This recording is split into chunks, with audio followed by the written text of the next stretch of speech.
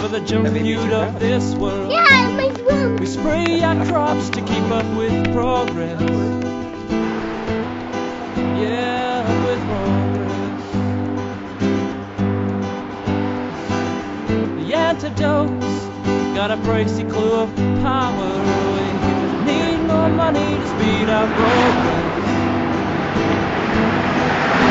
We're gonna build it up to the top of the world. Yeah. Just think of the pollution caused by these trucks bringing our food from far distances.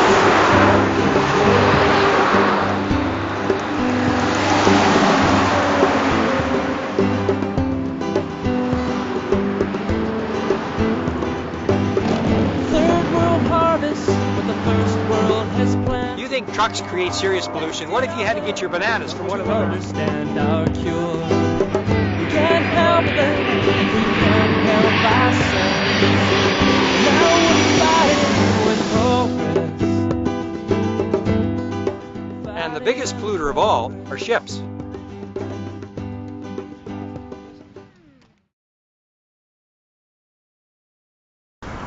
We're here with Jason Boys. Hi Jason, thanks for coming. No problem, thanks. Tell me a little bit, Jason, what's about your company? Basically, I'm working with a coalition of groups, leaders in the local food movement, and they're called Local Food First. We're working really on the supply side of local food, trying to deal with some of the really systemic issues that are preventing more local food to getting to market in BC. You know, you mentioned the government. Yeah. Are they participating in a positive way in making this happen with you? They're certainly moving a lot faster towards awareness and promoting of local food. On February 15th of this year of 2008, they just released their BC Agricultural Plan, and it had a huge focus on supporting local food. Well, I think that the big thing that needs to happen is we need to be aware of and conscious of our connection to food.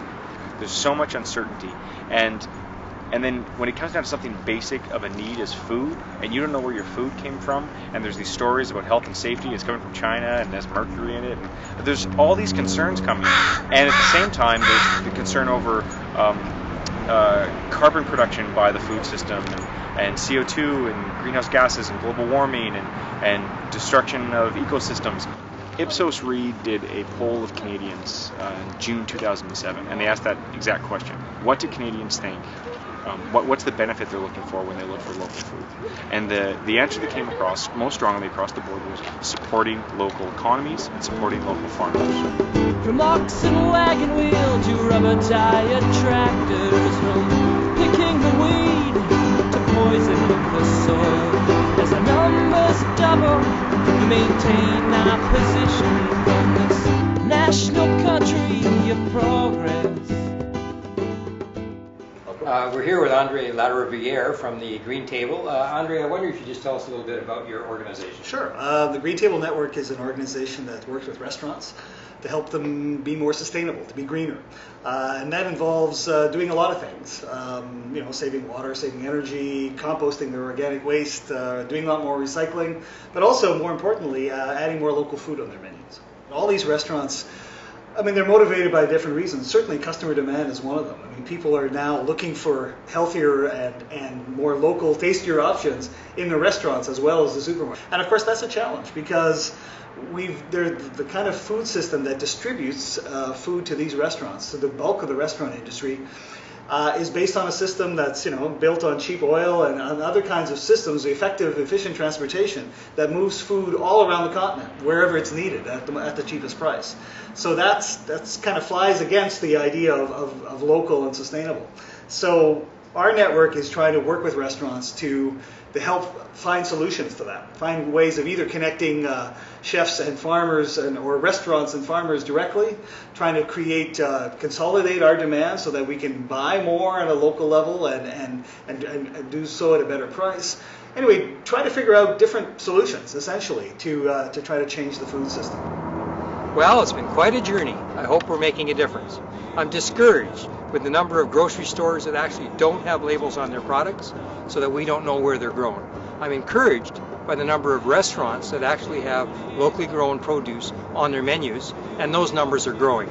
Now, the biggest obstacle that I see to getting locally grown food more consumed in our marketplace is the lack of labeling.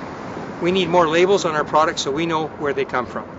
Now, you know, if you eat locally, you're going to have less trucks, less planes, less boats.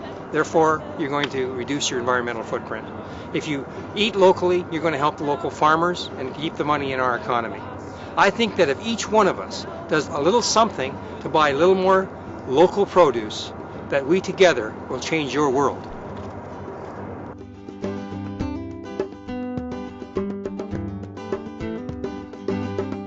Where does the best food come from? From Grandma's garden.